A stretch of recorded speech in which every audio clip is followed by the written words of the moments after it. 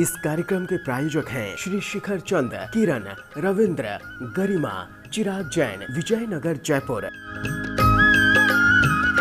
श्री अशोक कुमार, रतनलाल जैन, नूतन, Gautam, Prachi, Aditya, doctor सलोनी निरंजन, अरहन, आराध्य Mehta, 49 Balchand terrace, Tardeo road, Mumbai. Shri Shantilal सी मेहता, सागर विहार, 45 कुलपति मुंशी मार्ग, चौपाटी, मुंबई। श्रीमती पुष्पा जैन, श्रीमती कुसुम जैन, श्रीमती संतोष जैन, शिल्पा जैन, श्री अश्विनी जैन, कबाड़ी बाजार, सराफा, सहारनपुर, उत्तर प्रदेश। स्वर्गीय श्रीमती उषा जैन, धर्मपत्नी श्री शिखर चंद जैन सिंघई की छठी पुण्य स्मृति के उपलक्ष्य में मनोज जैन, संध्या जैन, प्रद्युम्न जैन, मोनिका जैन, उमेश जैन, अनुराधा जैन, आगरा निवासी एवं समस्त सिंघई परिवार।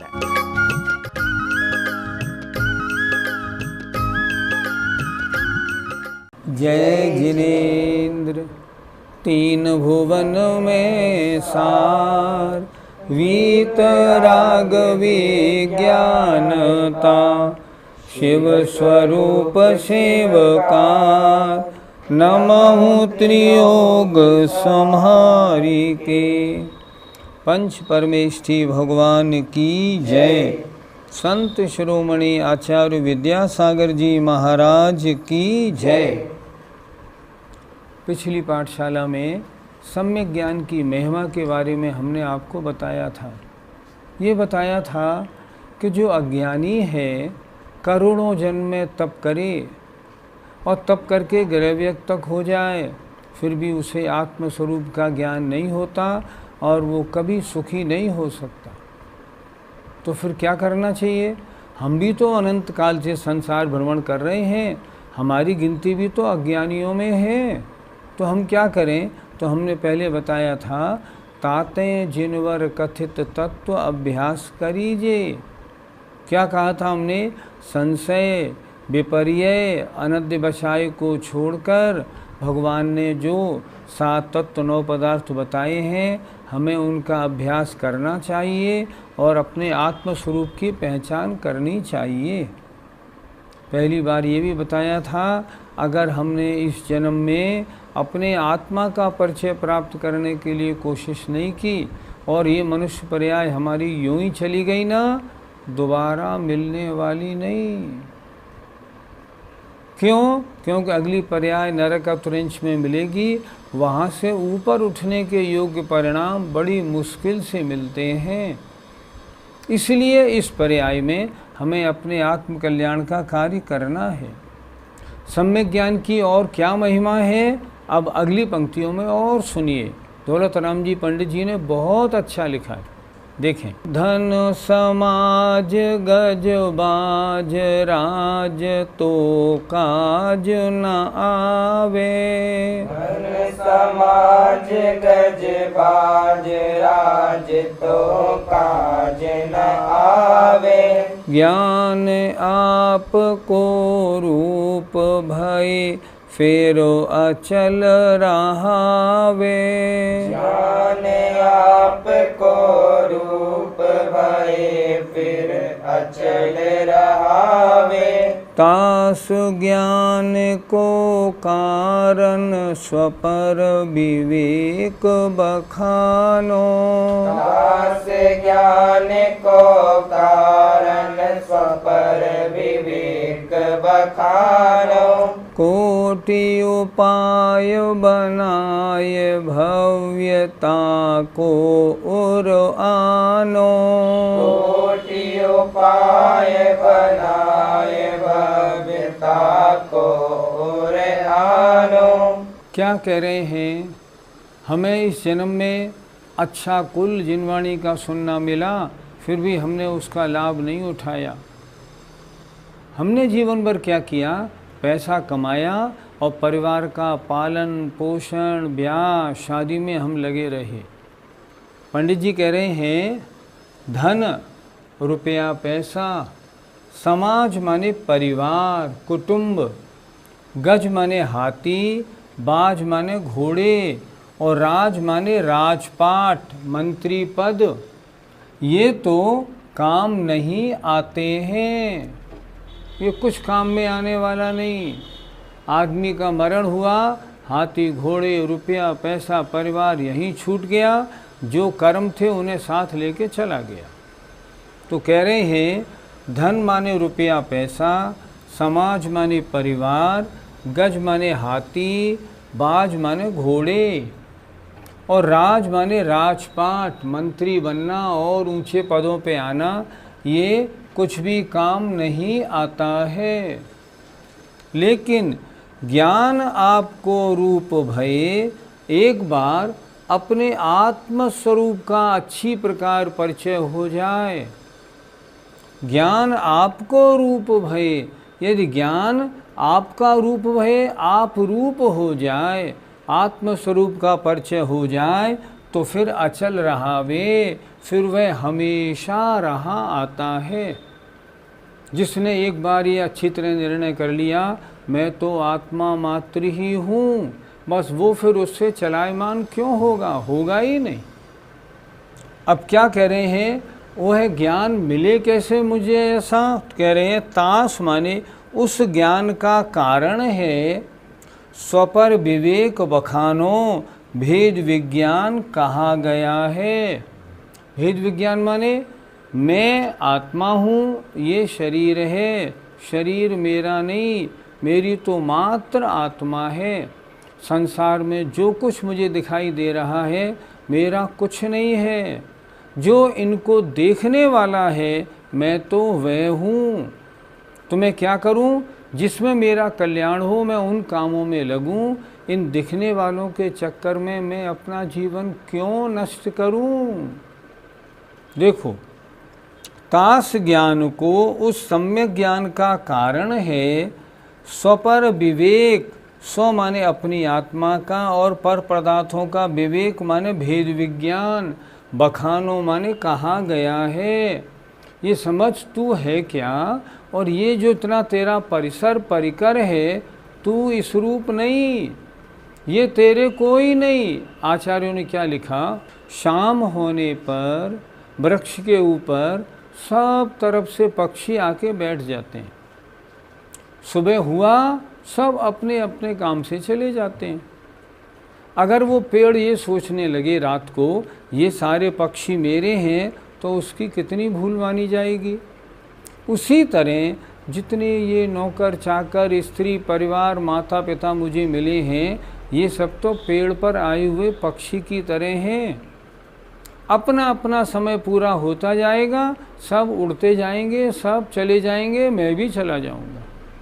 तो कह रहे हैं उस ज्ञान का कारण है स्व माने अपने को, और पर पदार्थों के भेद विज्ञान को कहा गया है। भेद विज्ञान करो, आत्मा को समझो, और आत्मा के अलावा जितने और सब पदार्थ हैं सबको भिन्न समझो।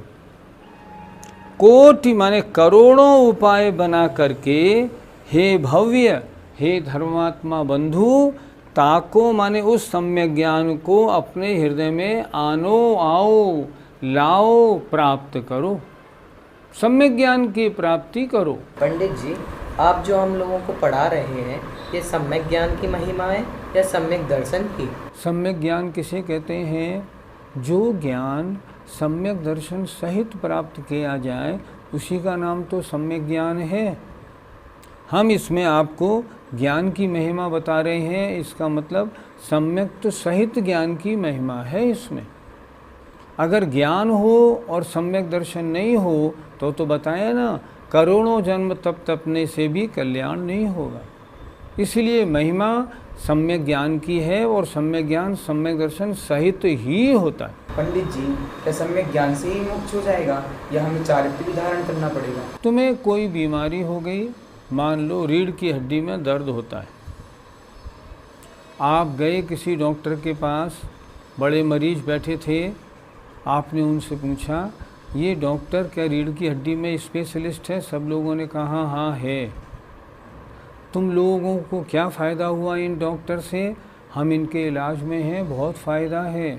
तो आपको अपनी बीमारी का इलाज भी मालूम पड़ गया, इलाज करने वाले पर आपका विश्वास भी जम गया। इतने लोग कह रहे हैं ना, तो इसका मतलब ठीक तो है।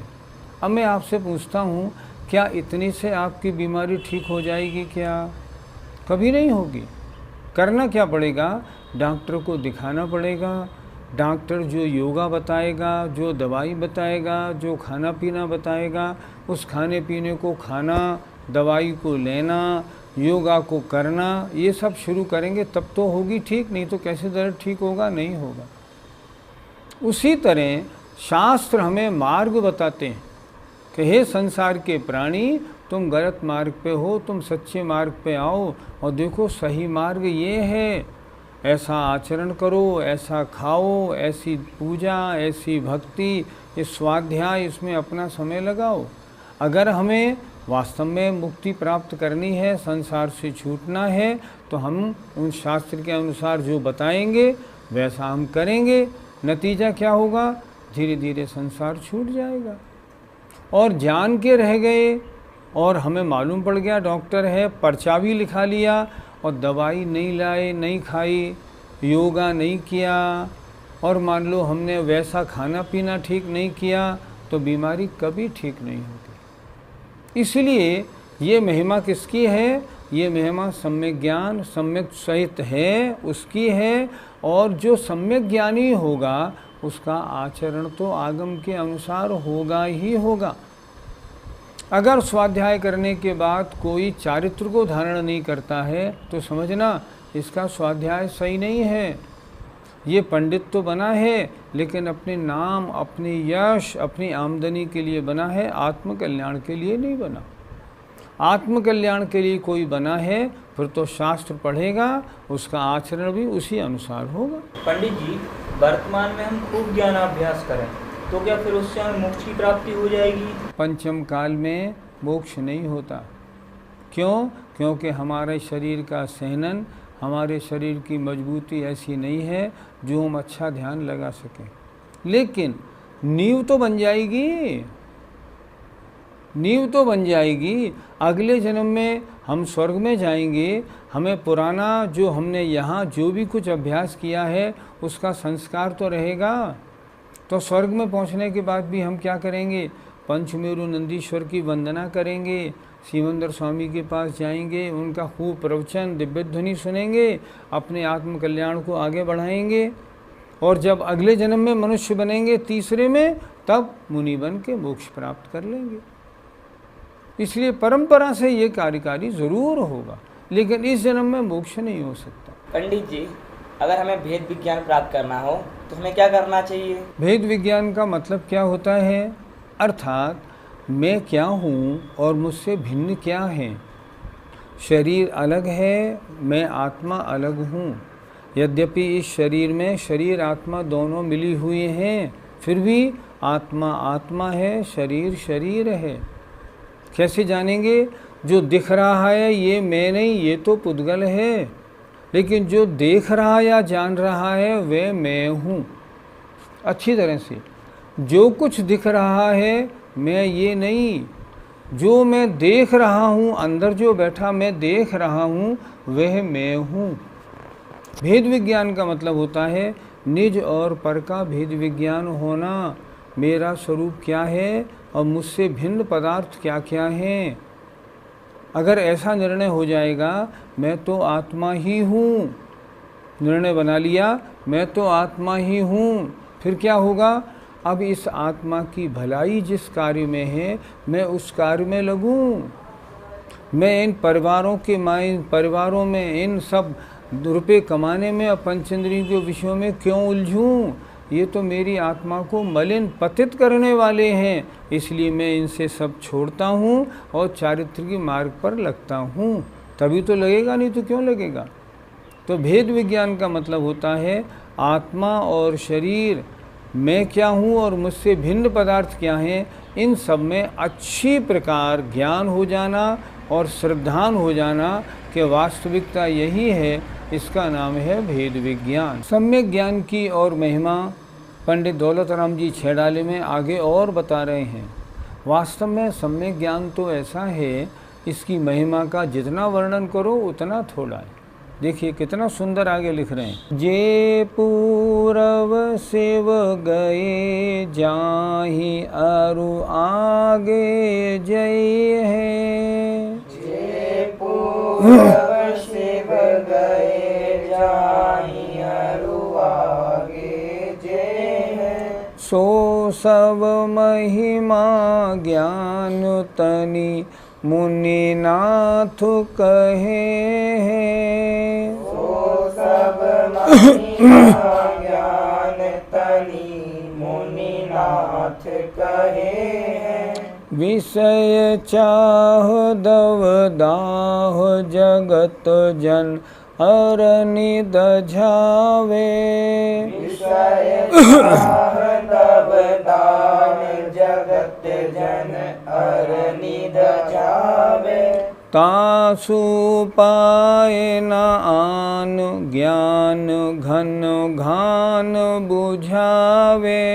तासु पाए न आन ज्ञान घन गान बुझावे। सम्यक ज्ञान की महिमा की और 4 पंक्तियाँ बहुत सुंदर। देखिए, जे माने जो जीव, पूर्व माने पूर्व में अर्थात पहले, शिव गए मोक्ष गए हैं अर्थात जितने भी जीव आज तक मोक्ष गए हैं, जाहें जा रहे हैं, अरु माने और, आगे जई हैं आगे जावेंगे। जितने जीवों को आज तक मोक्ष हो गया है, जिन जीवों को आज मोक्ष हो रहा है और जिनको आगे मोक्ष होगा।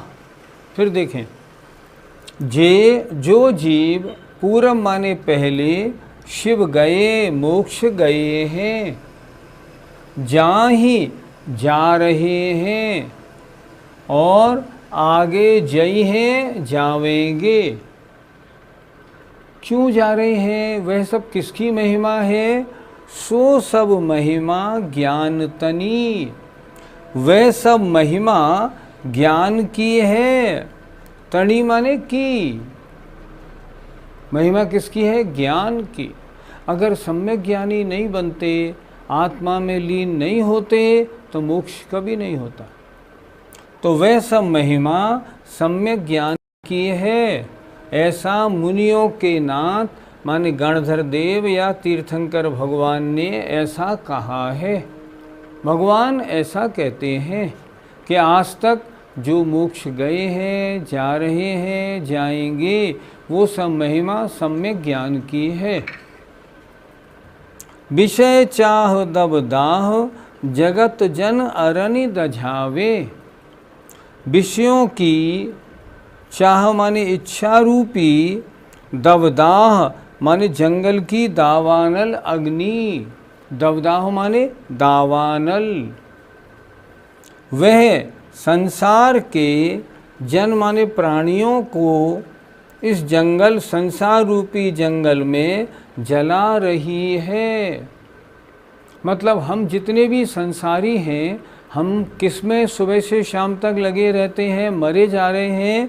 कह रहे हैं विषय चाह, पंचेंद्रियों के विषयों की इच्छा में हम सब मरे जा रहे हैं, सारा जीवन झोंक देते हैं।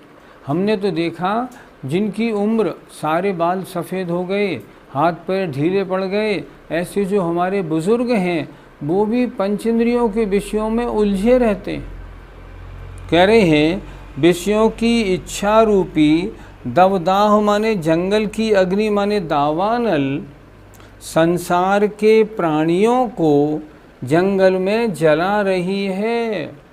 इस संसार रूपी जंगल में पंचेंद्रियों के विषयों की चाह रूपी अग्नि हम सबको जलाए डाल रही है। तासु उपाय न आन, तासु माने उस जंगल की, उस अग्नि की तपन से बचने का, आन माने अन्य उपाय नहीं है।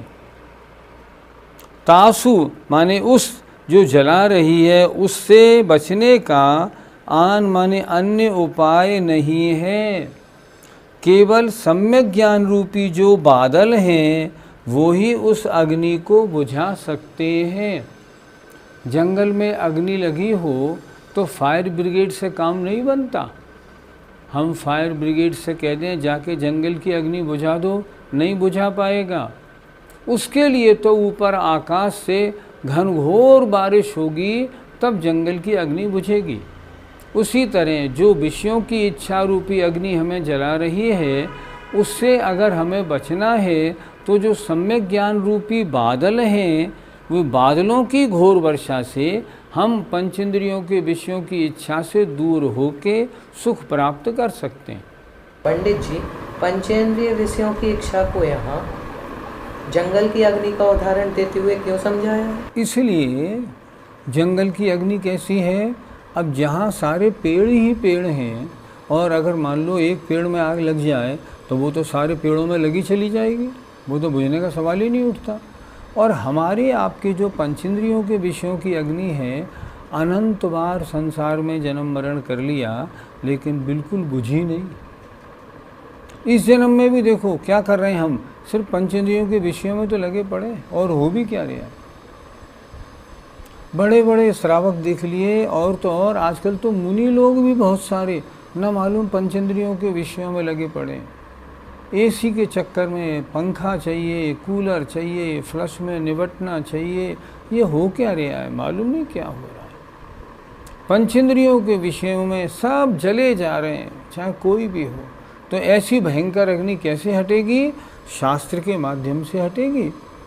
शास्त्र कह रहे हैं उसके अनुसार आचरण करेंगे तो पंचेंद्रियों के विषयों की इच्छा शांत हो जाएगी, बाकी और शांत करने का कोई तरीका नहीं।